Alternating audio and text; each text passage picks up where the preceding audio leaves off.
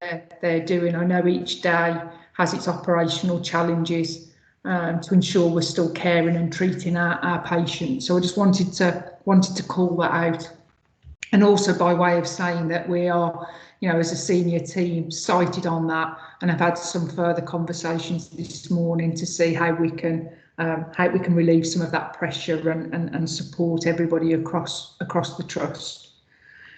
So yeah, I really wanted to pick up COVID, a few different things that I just wanted to bring to everybody's attention.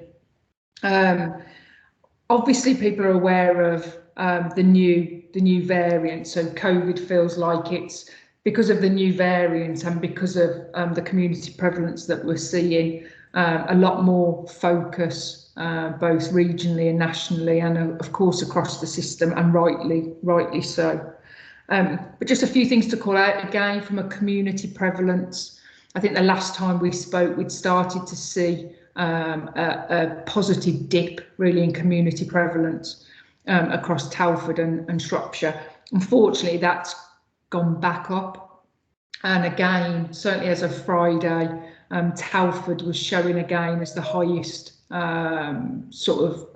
nationally, really, from a community prevalence rate, with Shropshire being closely followed. I have a really good meeting most Fridays with what was public health and our sort of directors for Telford and Shropshire around why do we think that is, bearing in mind if we think back to previous waves of COVID, we didn't really see the same impact. We were fairly protected across Telford and Shropshire. Couple of areas that they're exploring that may be linked. So this isn't firmed up, but there is a higher compliance rate with testing across both Telford and Shropshire. So of course, if we're testing more, we're going to find more. So our figures will obviously be higher. So that's one possible answer to that. And the other area as well is our compliance with sending our children to school. And we know that schools have been sort of hives of activity for COVID and COVID transmission. So that's a couple of the things really at the moment that are coming out of why, especially with Shropshire being such a rural, spread out area, why our transmission is higher. As I say, there's no science per se behind that, but that's work and a couple of possibilities that are coming out with some of the findings from the work that they've done so far. From a hospital perspective, as I always mention, from Shrewsbury and Telford, still high rates, but certainly dipped to where they were again a couple of weeks ago, where we saw over 60 COVID positive in Shrewsbury and Telford. So it is creating extreme pressures with elective, with urgent and emergency care, both because of COVID and because of the increase in patients turning up in ambulances or requiring urgent treatment. From a Robert Jones perspective, early days yet, but we've got an outbreak meeting tomorrow where we feel we'll be declaring an outbreak on one of our wards, which certainly affects patients, or certainly two, and possibly staff. But again, we haven't had the outbreak meeting as yet. As upsetting as that is and disappointing, I won't want people to take from that we've done extremely well and continue to do extremely well, bearing in mind COVID prevalence and actually number of outbreaks, etc. we've seen in the hospital. It's almost it's almost positive that that's going to happen during the pandemic. So, but again, we'll work through that as part of the outbreak meeting and communicate out anything trust-wide that needs to be done. So I paint a fairly bleak picture. So sorry about that, but I think it's right that people are cited on some of the challenges. So a couple of other things, just really from a COVID perspective, just some of the changes that were announced sort of end of last week that we're still waiting for guidance on. I think the guidance will follow by the 13th of December, so hopefully by early part of next week. But some key changes to the vaccination rollout, and a lot of that is triggered by Omicron and the new variant. So people may or may not have heard, but certainly the booster eligibility is expanded, so they're now also going to be focusing on the 18 to 39-year-olds as well. And again, they're rolling out the booster as they did really with the initial rollout of the vaccination by age groups and banding. They've decided to do a 4th dose for the severely immunosuppressed patients or population. So they'll have a booster and then 3 months later eligible for a further fourth dose. You'll have heard around the 12 to 15-year-olds where the initial guidance was just one dose. Again, they're going to roll that out to two doses, 12 weeks apart. And also we'll be aware that they've changed where it was a 6 months between your second dose and booster. Again, it's now they've changed that. They've narrowed the time frames to 3 months or 91 days as the guidance says.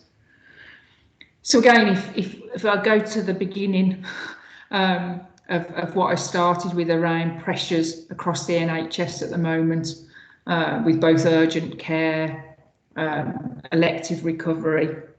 Again, now the challenge is, isn't it, to roll out the vaccination programme quicker, and again covers more people. So there's elements they're looking at to bring in military support to help we do that, more of the voluntary sector.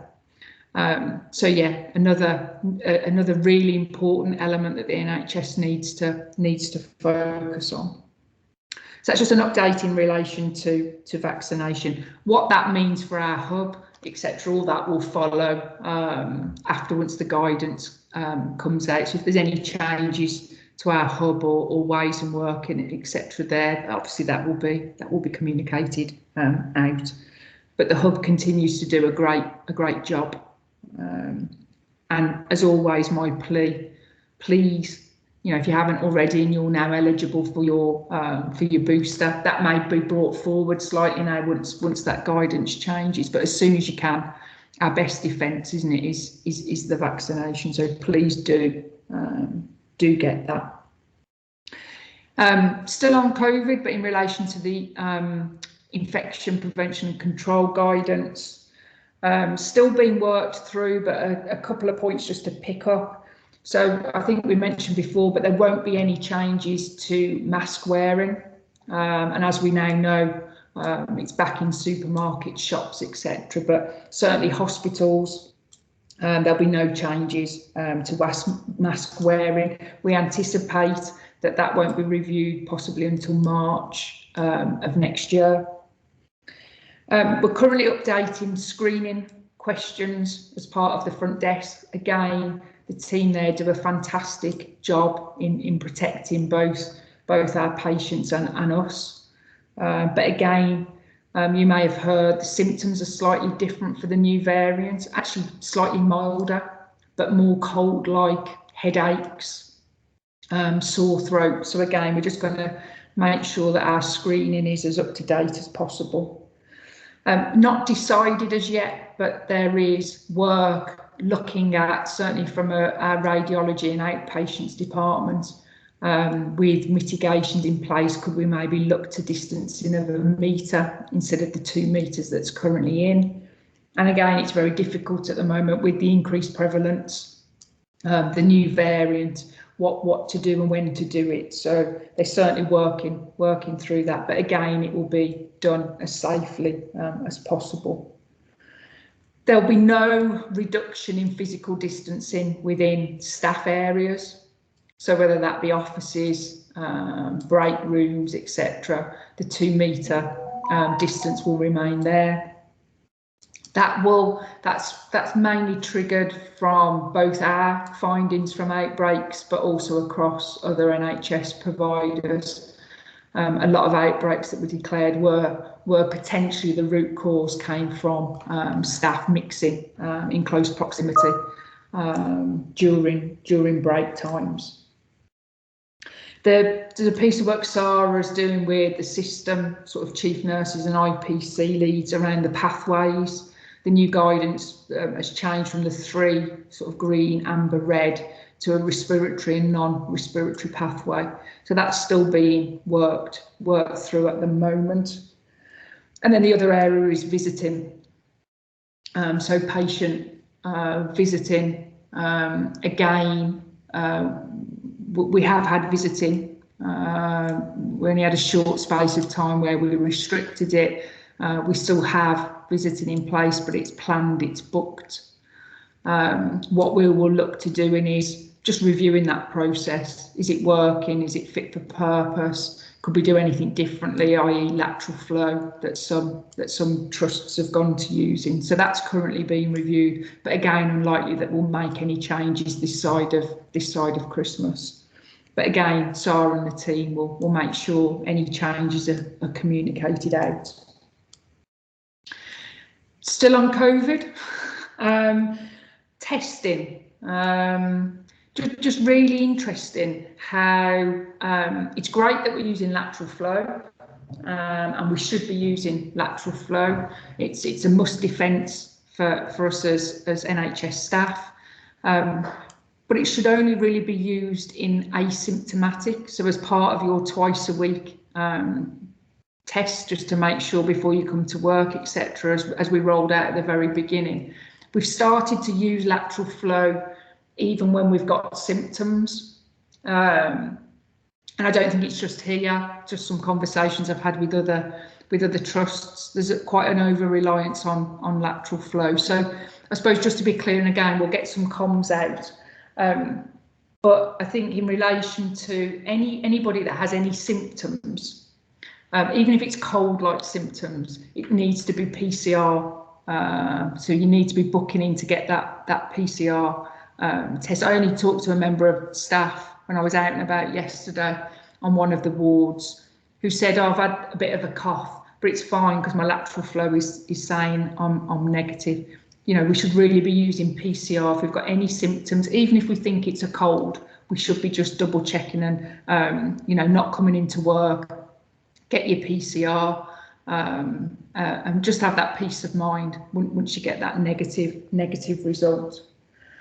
And I suppose a couple of other points, but again, we'll get this out in comms because again, just from some corridor conversations, etc., there's some confusion. Household contacts, you have to continue to isolate for 10 days. There's been no change there. So if a member of your household is COVID positive, has been tested via PCR and confirmed that they've got COVID, you have to isolate for 10 days if you live with that person. The only changes that are coming out are in relation to the new variant. So even if you are a contact of somebody with the new variant, you also have to be PCR tested and isolate for 10 days, which is slightly different. It's basically going back to what the rules were previously around any COVID contact, but that's just in relation to the new variant. So there's quite a lot of information there, some of it confirmed, some of it that we're still working through. So I'll touch base with Chloe and Chris to make sure maybe we just get that update out. But the key thing to take from any of that is any symptoms, PCR test. Don't rely on lateral flow. Lateral flow should be used with asymptomatic. So just as part of your twice a week tests when you feel fit and well. So that's the key. I think the key thing to pull out from that. Non-COVID, but still in regards to vaccination, flu. So we're doing really, really well. I think the latest figure from, I think the 3rd of December was showing us that 66% of us have had our flu vaccine. Again, please just encourage each other, your teams, to be able to access and get your flu. At the moment, still fairly low prevalence across the community, but they are starting to see that go up. And certainly there's been an increase in admissions to hospital, to acute providers with flu. The time to get it is now, before the community prevalence is a lot higher, to hopefully avoid that. So yeah, if you haven't had your flu, or if you're any concerns, there's enough people, enough experts within the trust to be able to have conversations, or at least we can signpost you if you're concerned about any area around the flu. And then just the last thing really before I open it up to questions or anything that people want to raise, just around Christmas. So one to say, great, brilliant. We all need some downtime, don't we? And something to celebrate. So we've been working through the ops teams, etc. What the Christmas plan, i.e. what's open, what's closed. We'll make sure, as always, that's communicated out so people are clear, and the on-call arrangements, etc. But more so, not to put a downer on Christmas, but something I get asked a lot around parties, responsibilities, etc. And you know, last year was very different, wasn't it? With the lockdown that happened quite quickly. We can't tell people what to do out of work. All I can ask of you is that you think responsibly. We're already starting to hear of social events and COVID. And this isn't just about work, this is around everybody's health and well-being. So I can't tell you, I can ask you to be responsible when organising you know, functions, dues, etc., social events outside of work. But I can't, yeah, I can't ask you or insist on things. But yeah, just be mindful. Please do, whether you're attending one or organising one, that it's done responsibly. Because as I say, we are seeing an impact. Only takes one person with COVID can quite quickly wipe out teams and departments. So please do think responsibly. You can still think of, you know, yeah, different ways and means of celebrating together.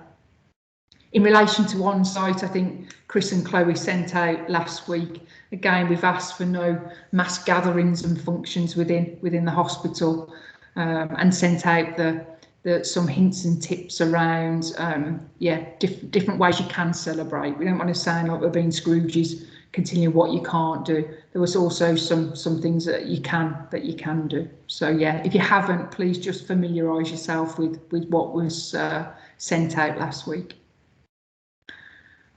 Brilliant. Right, I'm going to pause because I think I've been talking for 20 minutes and that's way too long.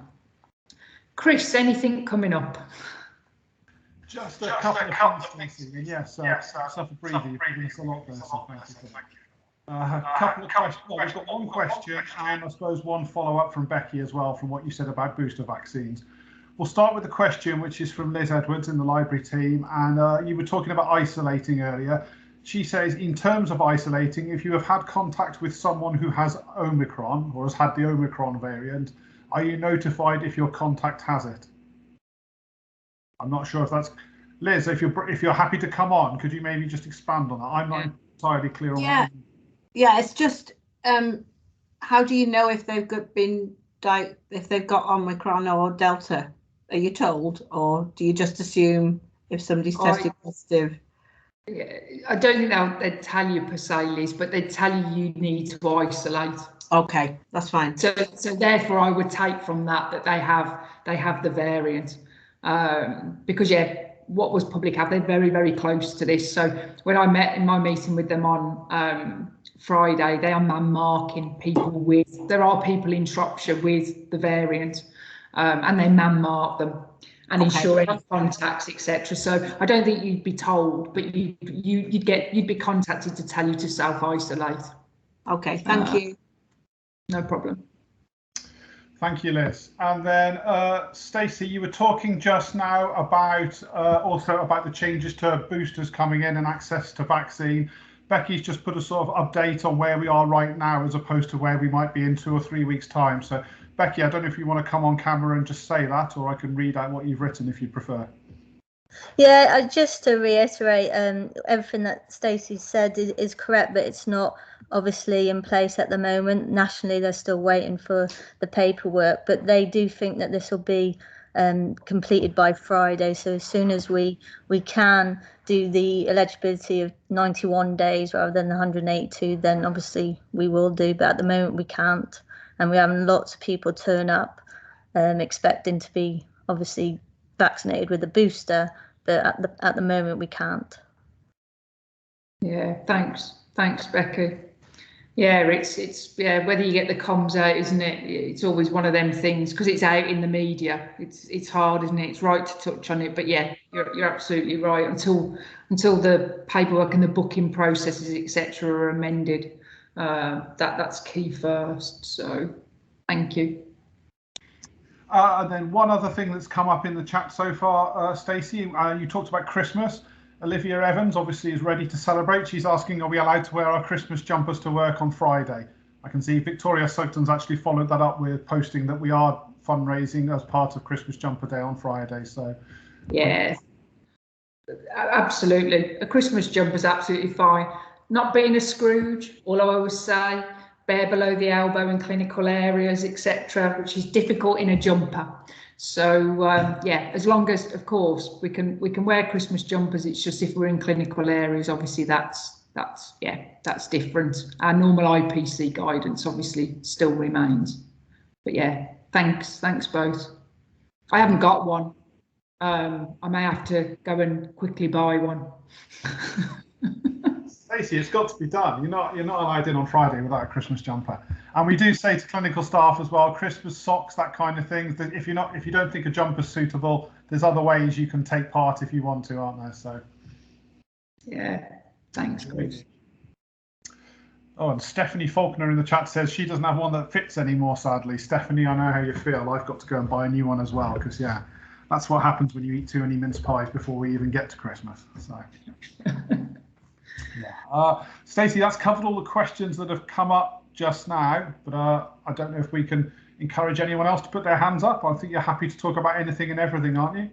Yes, please. And as I say, apologies, it felt a bit bleak, but there is, as you can imagine, my life is COVID again at the moment, but it's also really key that I get the messages across and everybody understands them, isn't it? And can, yeah, try and make sense of some of this. It would have been lovely to talk about something else, believe me. I didn't think we'd still be here. I don't think any of us did we? With potentially another wave quite quickly on its way. So, Louise Stevens has her hand up. Stacey, Louise, do you want to ask your question?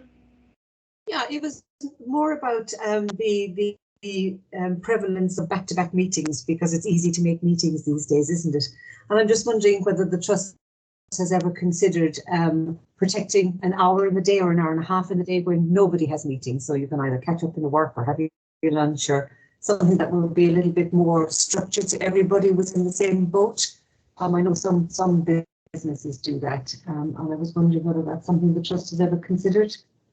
yeah, it's a really good point, Louise. I'm aware of some trusts that have done something similar, and interestingly, we picked up as part of the manager's briefing, I think it was last week, around meetings. So we're going to be looking to see, yeah, what we can do to support, but also picking up your point, is there something we can do around protecting time as well. The other area we're going to have a focus on, which I'm sure a lot of people will be pleased to hear, is email as well. And I think because we've become more virtual, I think we've all become more over reliant, haven't we, on email as opposed to conversations. So again, we're looking at that trust-wide, but we'll pick that up as well, Louise. I think it's a really good point. Okay, thank you. Thanks very much. You're welcome. Stacey, can I pick up on two more things while we have everybody here? One of them, we've got a by-election taking place in North Shropshire on Thursday next week. We did have at the hospital at the end of last week one of the candidates and the government minister turning up at the hospital unannounced, as it were, and they turned up with members of the press from a national newspaper trying to take pictures on the hospital site. So I just think it's worth maybe clarifying for staff that there are rules around the pre-election period, and that simply isn't allowed on our hospital site. So if any staff do have anything else of that nature happening over the next few days, please feel confident in telling them that they must leave, and if you're struggling with that, getting in touch with me or my team to help you support that.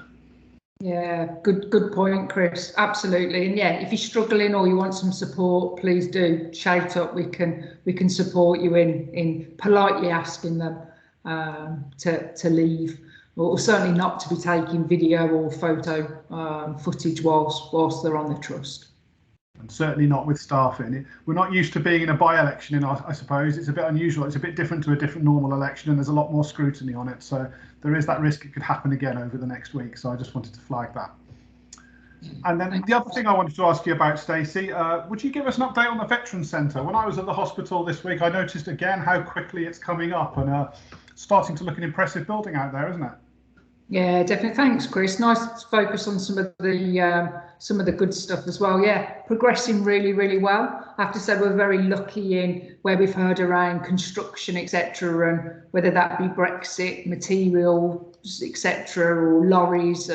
We've been really lucky at the moment. We're on track. The build is on track, and as Chris rightly points out, it's jumping up very quickly. I think the enormity of it, the one thing I underestimated maybe, just seeing it on paper and the plans, actually the size of it, it's going to be a very impressive, I think building when it's finished. So yeah, at the moment on track. The Estates team are great in sending out the little videos where we can see the progress and stuff. People haven't, I'd really urge you to have a look. But we're still on track. I think it's summer, Chris. So at the moment there's no delays. So it's progressing really well. Fantastic. Thanks, Stacey. And while I was busy asking those questions, I've looked in the chat and it's just got a little bit busier in there again. So I'm just going to try and catch up with that. Becky Warren's commenting on the draw. I think she's talking about the FA Cup draw, Liverpool v Shrewsbury. Yes, I'm very happy with that, Rebecca. And of course, an easy Shrewsbury win. Martine in there is mentioning the Christmas boxes that are starting, I think, from this week. In fact, I think they might have started already, haven't they, Stacey? Worth touching on those as something that all staff on site can go and collect now for the next couple of weeks. Yeah, I think yesterday, wasn't it? I think it's a voucher, and we can make arrangements for teams to collect theirs, notwithstanding let's not mass gather and eat our boxes. But yeah, brilliant. Just again, I think picking up some of the learning and feedback from last year about what worked well. So yeah, thanks to the facilities catering team for supporting that again this year. So yeah, I think it's one voucher, isn't it, per member of staff, and I think it runs from now until, is it 16th, 17th, I think, of December. So yeah, came out in the comms. So yeah, encourage staff to do that. Thanks, Martin. 17th. I was nearly right. And then, as you said, Stacey, we're doing our best to make Christmas as fun as we can. And Victoria Sugden in the chat has also flagged that there's going to be carols outside at lunchtime on Thursday the 16th, so Thursday next week. And again, I suppose you'd say the same things, wouldn't you, about being sensible, but at the same time, it is that opportunity to maybe get into the festive spirit. Yeah, definitely. It's just trying to think. Yeah, it's trying to think differently, isn't it? I had a social event on Friday, and it was outside. There was heaters and blankets, but it was socially distanced and it was safe. So there are still ways and means that we just have to think more imaginatively, I think, around. Yeah, you know, it's really busy. It's hard work at the moment. It's right that staff have time, isn't it, to celebrate as well. But we just need to do it as carefully as and responsibly as possible. So yeah, I really don't want to be a Scrooge. Doesn't suit me. People may say something differently.